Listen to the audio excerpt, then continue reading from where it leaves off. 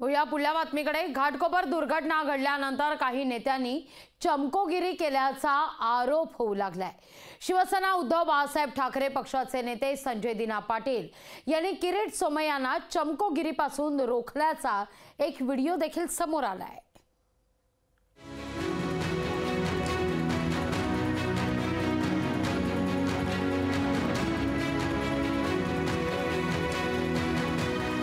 घाटकोपर दुर्घटनेच्या निमित्तानं राजकीय पक्षांच्या नेत्यांच्या चमकोगिरीचा मुद्दा ऐरणीवर आलाय। होर्डिंग कोसळल्यानंतर घटनास्थळी गेलेल्या किरीट सोमय्या यांच्यामुळे बचाव कार्यात अडथळे आल्याचा आरोप विरोधकांनी केला आहे। होर्डिंग कोसळल्यानंतर पोलीस आणि फायर ब्रिगेडचे कर्मचारी घटनास्थळी दाखल झाले होते।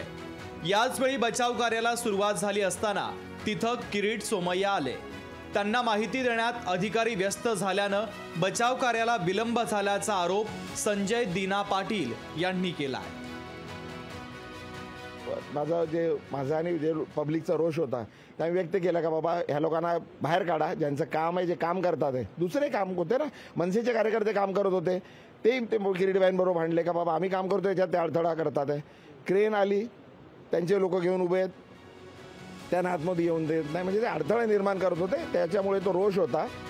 किरीट सोमय्या होर्डिंगच्या ढिगाऱ्याखाली अडकलेल्या लोकांच्या नातेवाईकांना खोटी आश्वासनं देत असल्याचा आरोपही पाटील यांनी केला आहे। काय खोटं बोलायची पण काय हद्द असते, म्हणजे फसवण्याचा। आणि ती बिचारी बाई, तिचा मुलगा अडकलेला आहे, तिला सात्वन करायचं ते सोडून त्याला खोटं दिलासा देतात का बाबा मी भेटून आलो आणि काढलं। त्यांना माहिती नाही तिचा मुलगा, तो नाव काय सांगतो आणि ती बाई नाव दुसरं सांगते।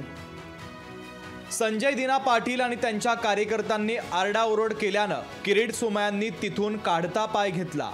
पण दुर्घटना घडल्यानंतर ज्यांचा अर्थार्थी संबंध नाही अशा शेकडो नेत्यांनी कोरडी आश्वासनं आणि कोरडा दिलासा देण्यासाठी घटनास्थळी भेट दिली। बचाव कार्यात अडथळ्यामुळे दुर्घटनाग्रस्तांना मदत मिळण्यात उशीर होऊ शकतो, त्यामुळे एखाद्याचा जीवही जाऊ शकतो, याचं किमान भान राजकारण्यांनी बाळगायला हरकत नाही। मीनाक्षी म्हात्रे, लोकशाही मराठी, मुंबई।